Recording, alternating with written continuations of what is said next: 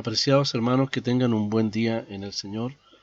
Continuamos con el estudio de la primera carta a los Corintios, el capítulo 1, verso 20, en esta oportunidad.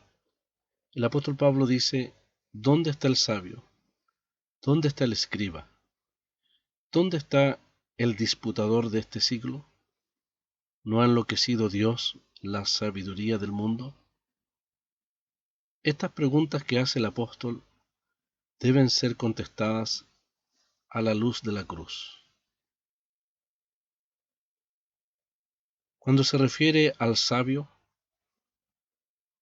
el apóstol Pablo está pensando en aquel hombre que es astuto en su percepción de las cosas como para poder dar una solución rápida a un problema. Es la sabiduría humana bajo el sol, sin revelación. Es una referencia al mundo griego que busca sabiduría, pero rechaza la revelación de Dios. En su oráculo contra Egipto, el profeta Isaías pregunta: ¿dónde están los sabios del faraón? Ahí en el capítulo 19, verso 12. ¿Dónde están ahora aquellos tus sabios que te digan ahora o te hagan saber qué es lo que Jehová de los ejércitos ha determinado sobre Egipto? Se han desvanecido los príncipes de Zoán, se han engañado los príncipes de Memphis. Engañaron a Egipto los que son la piedra angular de sus familias. Pablo también habla del escriba y pregunta: ¿dónde está el escriba? Se refiere a los maestros judíos con todo su conocimiento religioso. En el contexto de la miseria o ruina pronunciada contra los asirios, Isaías pregunta: ¿dónde está el escriba? En el capítulo 33, verso 18. Dice así la palabra: tu corazón imaginará el espanto y dirá: ¿qué es del escriba? ¿Qué del pesador del tributo? ¿Qué del que pone en lista las casas más insignes? Sería bueno recordar sobre cómo las fuerzas de Sennacherib, rey de Asiria, sitiaron Jerusalén. Allí en Isaías capítulo 36 al 37 está consignado el sitio de Jerusalén por parte de los crueles asirios. Cuando el ejército asirio rodeó Jerusalén, el rey Ezequías confió en el Dios de Israel, que lo libró de la opresión. El ángel de Jehová mató a 185,000 soldados asirios. Nos relata la palabra en el capítulo 37, verso 36. Y salió el ángel de Jehová y mató a 185,000 en el campamento de los asirios. Y cuando se levantaron por la mañana, he aquí que todo era cuerpos de muertos. Al reflexionar en este hecho, Isaías se imagina al pueblo diciendo asombrado: ¿dónde está el escriba que debía contar el tributo, el impuesto a los judíos subyugados? ¿Dónde está el que debía pesar el tributo, según los planes asirios? ¿Dónde está el que debía contar las torres o las casas insignes que los asirios pensaban destruir? Así dice el capítulo que hemos leído, 33, verso 18. Para los fines de Pablo, el escriba mencionado en Isaías se convierte en el experto en las escrituras del Antiguo Testamento. Esta gente recurría a las enseñanzas del Antiguo Testamento, pero no querían aceptar que el mensaje de la cruz era el cumplimiento de estas enseñanzas. Pablo agrega diciendo y pregunta: ¿dónde está el disputador de este siglo? Esto puede referirse al filósofo griego con toda su especulación que contrasta con la sólida base de la enseñanza bíblica. Los sofistas, por ejemplo, eran profesionales del debate y la especulación. Siempre querían, como los atenienses, escuchar algo nuevo para debatir. Pero cuando escucharon el Evangelio en Atenas, se rieron de Pablo y despreciaron el mensaje de Dios. En Hechos 17:32 dice: pero cuando oyeron lo de la resurrección de los muertos, unos se burlaban y otros decían: ya te oiremos acerca de esto otra vez. También esta expresión disputador de este siglo puede referirse a ciertos maestros judíos, según se menciona en el libro de los Hechos, capítulo 6, verso 9. Entonces se levantaron unos de la sinagoga llamada de los libertos, y de los de Cirene, de Alejandría, de Cilicia y de Asia, disputando con Esteban. Pablo habla del disputador de este siglo.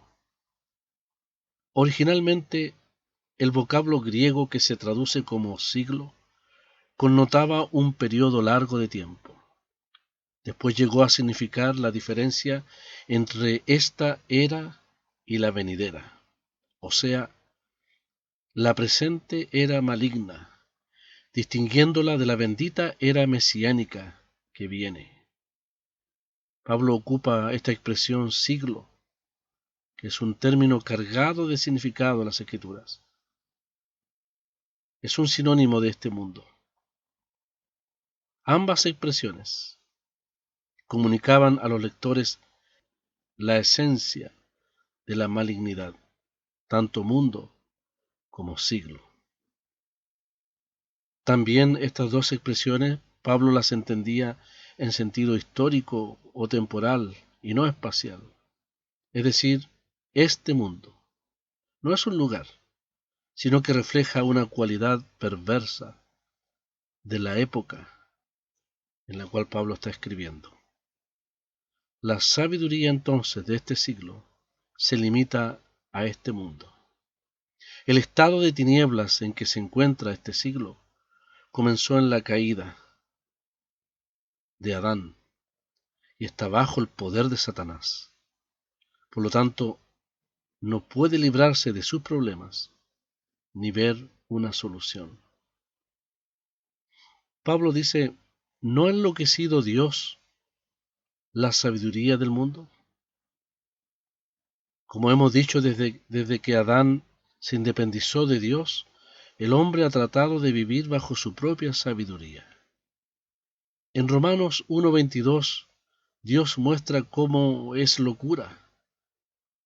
Esta independencia del hombre, de parte del hombre, es locura, por los resultados de haber dado la espalda a Dios. Dice la palabra allí en Romanos: profesando ser sabios, se hicieron necios.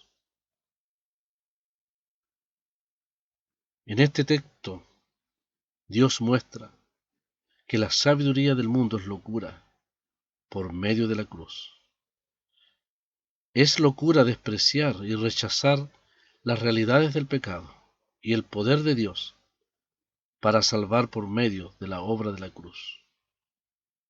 Dios ha expuesto la insensatez de la sabiduría humana al concebir un plan de salvación efectivo por medio de la cruz de Cristo. Una obra que la sabiduría jamás podría haber concebido y por cuya impotencia jamás podría producir resultados de consecuencias eternas. En el discurso en el Areópago de Atenas, Pablo se atrevió a decirles a los filósofos que la historia griega y romana eran los tiempos de esta ignorancia. Los tiempos de esta ignorancia. No estaba sugiriendo que ellos no supieran nada, ya que Pablo sabía muy bien que los pensadores griegos habían concretado algunos logros.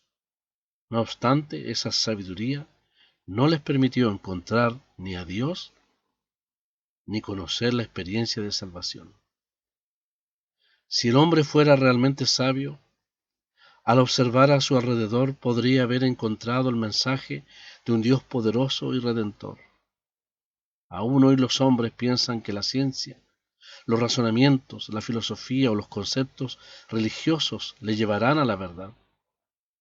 Pero ésta se encuentra por encima del pensamiento humano, y por ello Pablo declara que es una locura. Subrayemos, Pablo no está en contra de la razón humana, sino que nos dice que la obra de Dios está por encima de la sabiduría humana. Así, el cristiano que después de haber sido por mucho tiempo esclavo de los hombres y de sus sistemas religiosos bajo ignorancia, ha hallado por fin en la cruz de Cristo la verdad, la libertad y la vida. Este creyente mira hacia atrás a aquel tiempo de ignorancia y reconoce ahora, bendiciendo a Dios, por haberle revelado la verdad, por haberse dado cuenta de la necedad de su pretendida sabiduría. La respuesta a la última pregunta de Pablo es definitiva. La sabiduría de los sabios de este mundo ha sido hecha vana por Dios de un solo golpe en su incapacidad por parte de los hombres para encontrar la salvación, aparte o excluyendo la cruz de Cristo. Habiendo entonces el apóstol Pablo declarado la banalidad de la sabiduría humana, ahora en el verso 21 establece el poder de la sabiduría de Dios expresada en el mensaje del Evangelio. Pablo dice entonces, verso 21, pues ya que en la sabiduría de Dios el mundo no conoció a Dios mediante la sabiduría, agradó a Dios salvar a los creyentes por la locura de la predicación. Dios siempre tiene que revelarse al hombre para que éste lo pueda conocer. El Evangelio es el resultado de la sabiduría de Dios al ver que el hombre no puede conocerle por su propia sabiduría humana. La sabiduría del hombre siempre lo lleva a un camino de independencia de Dios y nunca a llegar a conocer a Dios. Es necesaria entonces la revelación de parte de Dios. Durante siglos Dios dio a la raza humana la oportunidad para ello, y el resultado fue un rotundo fracaso por parte del hombre. Luego, agradó a Dios salvar, mediante la predicación de la cruz, al hombre, una predicación que parece locura a los hombres de este mundo. Pablo dice que el mundo no conoció a Dios, o en otras palabras, no le reconoció. Pablo usa aquí una palabra que significa llegar a conocer plenamente. Pero el verbo conoció claramente está en un tiempo pasado, que representa un acto consumado en el pasado, que da a entender que ni siquiera en su primera instancia el hombre pudo tomar un primer paso en llegar a conocer a Dios. Las palabras de Pablo son enfáticas. El hombre no conoció a Dios mediante la sabiduría de él revelada en su palabra. Podemos notar, hermanos, a quién salva Dios, dice a los creyentes. ¿Cómo los salva? Por la predicación, que lamentablemente, tristemente, el hombre considera locura. Aunque Dios multiplique sus revelaciones, la sabiduría humana le lleva siempre al hombre a la incredulidad. Finalmente, rechaza el mensaje del amor de Dios. Pero la palabra dice que agradó a Dios salvar a los creyentes. Y esta expresión es clave en este texto. Pablo habla de los creyentes. El creer del cristiano nunca es una creencia cualquiera. Se centra en las buenas nuevas del Evangelio. Juntamente con su carta a los romanos, esta es una declaración de Pablo de la salvación por la fe solamente, también mencionada en esta carta a los Corintios. Resulta que los dos contextos de ambas cartas son diferentes. En Romanos, por ejemplo, la fe se contrapone a la ley como medio de salvación. Y en Corintios, la fe se contrapone a la sabiduría humana, que es impotente para encontrar la salvación por sus propios medios. Por eso la palabra dice, agradó a Dios salvar a los creyentes por la locura de la predicación. La locura de lo que se predica se refiere a Cristo. Naturalmente nosotros los creyentes sabemos que no es locura, al contrario, pero parece locura para la mente no iluminada de los hombres que confían en su propia sabiduría. Este mensaje del Evangelio, el mensaje de la cruz de Cristo, es el único que salva a los que creen. No nos extrañemos, pues, de la reacción del mundo frente al mensaje del Evangelio, que lamentablemente lo consideran como necedad. Pablo mismo tuvo la experiencia de que lo creyeran loco por predicar el Evangelio. Dice la palabra, diciendo él estas cosas en su defensa, Festo a gran voz dijo, estás loco, Pablo, las muchas letras te vuelven loco. Pero recordemos, amados hermanos, que también el mismo Señor fue declarado fuera de sí en respuesta a su fiel presentación de la verdad de Dios que él traía a este mundo. Dice la palabra que muchos de ellos decían, demonio tiene y está fuera de sí. ¿Por qué le oís? Rechazaron al Señor, rechazaron el mensaje de Pablo, y la sabiduría de este mundo sigue en su disposición de rechazar el mensaje de Dios. Gracias a Dios por querer salvar a los que creen, no con la sabiduría humana, sino por la perfecta sabiduría del mensaje de la cruz de Cristo. Que el Señor les guarde en este día y les bendiga ampliamente.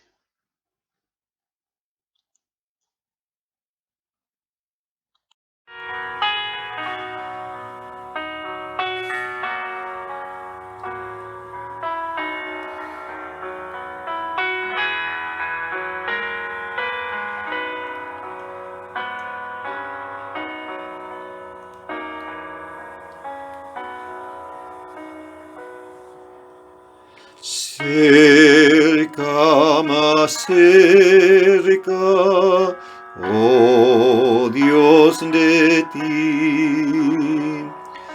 Cerca yo quiero mi vida llevar. Cerca, más cerca, oh Dios de ti, creo en tu gracia que puede salvar. Creo en tu gracia que puede salvar. Cerca, más cerca, cual pobre soy. Nada, Señor, yo te puedo ofrecer.